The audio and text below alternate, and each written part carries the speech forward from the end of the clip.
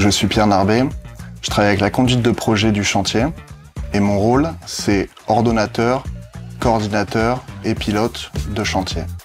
Donc mon travail se découpe en 3 phases, en études, planification, suivi d'approvisionnement, en phase préparatoire, suivi des travaux préparatoires et en phase d'exécution, pilotage, animation de réunion et reporting auprès du donneur d'ordre. Je m'appelle Jérôme Simi, je suis concepteur horariste au sein de la direction de la ligne unifiée du RER A.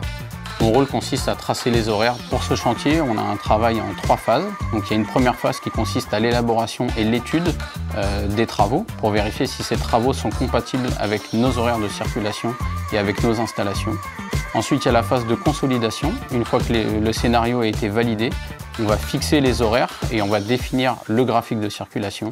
Et enfin, la 3e phase, c'est ce qu'on appelle l'habillage conducteur. On va décider quel conducteur conduit quel train et sur quelle plage horaire. Je m'appelle Gaëlle Bourrier, je suis cadre secteur ouest sur le RER A, donc en charge du tronçon entre La Défense et Saint-Germain, les 200 agents qui y travaillent au quotidien et une quinzaine d'agents de maîtrise. Alors, mon rôle sur le projet, c'est de m'assurer que les agents aient bien l'information de l'ensemble des travaux sur le réseau, qui connaissent les itinéraires de substitution et qui soient en mesure de renseigner convenablement nos voyageurs. Je m'appelle Laurent Thomas, je suis chargé de communication projet au sein du département communication du groupe RATP. Je mets en place un dispositif de communication chaque été.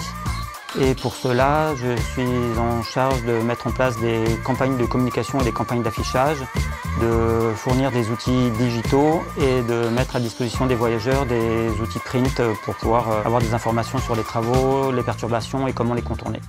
Je suis community manager sur le RER A sur Twitter depuis 2018. Et le principe, c'est d'informer les voyageurs de 6h à 20h en continu toute l'année, et aussi du coup durant les périodes de travaux d'été. Mon rôle, que ce soit toute l'année ou pendant la période de travaux d'été, c'est bien sûr d'informer les voyageurs, mais dans les cas où ça peut être compliqué lors d'incidents, on va donner des itinéraires de substitution, on va rediriger les voyageurs vers le site ou l'application, de façon à ce qu'ils puissent s'organiser en amont et trouver le meilleur itinéraire.